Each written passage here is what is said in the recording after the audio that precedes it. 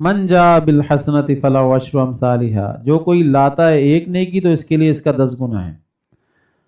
ومن جاء بالسیئۃ فلا یجزی الا مثلھا، اور جو کوئی لاتا ہے ایک برائی سو سزا پائے گا اسی کے برابر، اور ان پر ظلم نہیں ہوگا.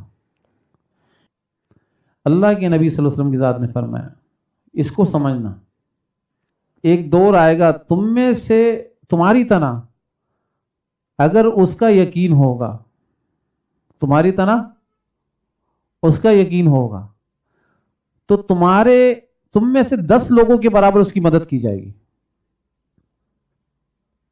صحابہ کرام کو فرما رہے، یہ تو ایک ہے نا، یہ صحابی تو ٹھیک ہے نا، لیکن جب یہ صحابی کا دور چلا گیا اور اب یہ صحابہ کی طرح یقین بنا رہا ہے ایک شخص، تو اللہ کے رسول صلی اللہ علیہ وسلم کی ذات کیا فرما رہے ہیں کہ تم میں سے 10 صحابہ کرام کے برابر اس شخص کی مدد اللہ تعالیٰ کریں گے. تو حضور صلی اللہ علیہ وسلم کو صحابہ کرام پوچھ رہے ہیں، یا رسول اللہ ہم میں سے 10 یا ان میں سے 10؟ فرمایا تم میں سے جو 10 کی مدد اللہ کرتے ہیں اس کی ایک کی مدد ہو رہی ہوگی 10 کے برابر. پھر فرمایا اور اجر تم میں سے 50 لوگوں کے برابر ہوگا. 50 صحابہ کرام کوئی عمل کریں اور بندہ ایک دور ایسا آئے جس میں ایک بندہ اس یقین کے تحت، جیسا صحابہ کرام کا یقین ہے ویسا عمل کر رہا ہو اور اس یقین کے تحت کر رہا ہو، تو اللہ کے رسول صلی اللہ علیہ وسلم کیا فرما رہے ہیں کہ تم میں سے 50 آدمیوں کے برابر اس کو اجر دیا جا رہا ہوگا. تو یہ بات ہی ختم کر دی اللہ کے رسول صلی اللہ علیہ وسلم نے کہ بھائی آپ یہ بولنا بھی مت کہ وہ صحابہ کرام تھے ان کی مدد اس لیے ہو گئی ہے. تو میں بول رہا ہوں نا، اگر تم یقین ان جیسا بنا لو تو ان میں سے 10 کے برابر تمہاری مدد ہوگی. بھائی جو ایک صحابی کی طرز پر عمل کر لے، ایک صحابی کے یقین کی طرز پر عمل کر لے، ایک صحابی کی طرح آ جائے یقین میں، تو فلاح عشر امثالہ، اس کے لیے 10 صحابہ جیسی مدد ہوگی. 10 صحابہ جیسی. بھائی قرآن سے ثابت ہو رہا ہے نہیں ہو رہا؟ یہ بات ہو رہی ہے نا. تو لہذا میں اور آپ جو ہے نا ایسا یقین بنانا شروع کر دیں. یہ دور ہے ماشاءاللہ سے یقین بنانے کا. میرا اور آپ کا یقین بنایا جا رہا ہے اس دور کے اندر، اور بھرپور بنایا جا رہا ہے. تو میں اور آپ اسباب سے یقین ہٹانا شروع کر دیں اور اللہ تعالیٰ کی ذات کے اوپر یقین بنانا شروع کر دیں، لیکن اسباب ترک کر دیں. یہ نہیں کہہ رہا ہوں میں دار الاسباب میں پیدا ہونے کے بعد آپ بولو اسباب ترک کر دیں، ایسا کیسے ہو سکتا ہے؟ کنفیوژن کا شکار رہنے والوں کی مدد نہیں ہوتی ہے، مدد ہوتی ہے یقین کرنے والوں کی.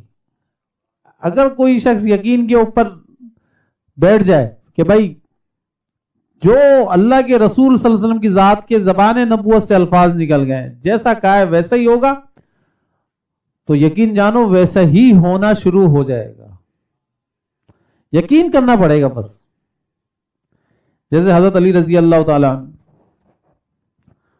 انہوں نے صدقہ کرا، 6 درہم تھے گھر کے اندر، 6 کے 6 درہم منگا لیے اور میں منگا کر صدقہ کر دیا.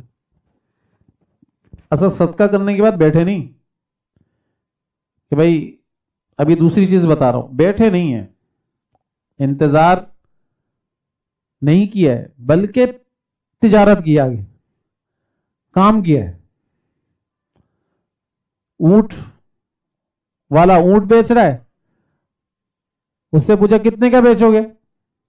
فرمایا بھائی میں نے اتنے کا آپ کو دیا، 60 درہم کا دیا. لے لیے، بولا میں نے لے لی لیکن پیسے دیکھو بعد میں دوں گا. طے ہو گیا، ہاں بھائی آپ بعد میں پیسے دے دیجیے گا. تو یہ تجارت کی ہے. صدقہ کرنے کے بعد بندہ بولے اب انتظار کرو یار، بیٹھ جاؤ. نہیں، یہاں پر یہ بتایا جا رہا ہے، تعامل بتایا جا رہا ہے کہ بھائی آپ صدقہ کرنے کے بعد بیٹھو نہیں، تجارت کرو، کام کرو. اونٹ خرید لیا تو ایک خریدار آیا، کہنے لگا کہ بھائی آپ مجھے یہ اونٹ بیچ دیں. فرمایا لے لو. بھائی کتنے کا؟ 120 کا. میں نے لے لیا، یہ 120 پکڑے، 120 دے دیے درہم اسی وقت. اور 120 درہم لے کر 60 درہم اس کو دیے جس کے قرضہ تھا اونٹ کا، اور 60 درہم لے کر گھر پہنچے. اور فرمایا حضرت فاطمہ رضی اللہ تعالی عنہ کو کہ بھائی یہ وہ 60 درہم ہیں جس کا وعدہ اللہ تعالیٰ کی ذات نے اپنے نبی صلی اللہ علیہ وسلم کی زبان پر مجھ سے اور آپ سے پوری امت سے کیا ہے. تو من جاء بالحسنۃ فلہ عشر امثالھا، جو کوئی لاتا ہے ایک نیکی تو اس کے لیے اس کا 10 گنا ہے، اور جو کوئی لاتا ہے ایک برائی 100 سزا پائے گا اس کے برابر. تو ایک برائی کا بدلہ ایک ہی ہے، ٹھیک ہے نا.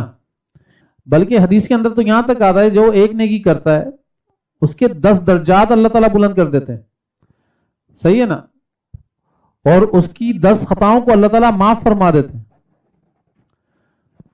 آپ ایک دفعہ درود شریف پڑھو، ایک دفعہ پڑھو صرف صلی اللہ علیہ النبی الکریم مبارک وسلم، ایک دفعہ پڑھو آپ. تو اب اس ایک دفعہ درود شریف سے پڑھنے سے کیا ہوا؟ آپ کے 10 گناہ معاف ہو گئے، 10 خطاؤں کو معاف کر دیا گیا، 10 درجات کو بلند کر دیا گیا، اور 10 نیکیاں بھی ملی.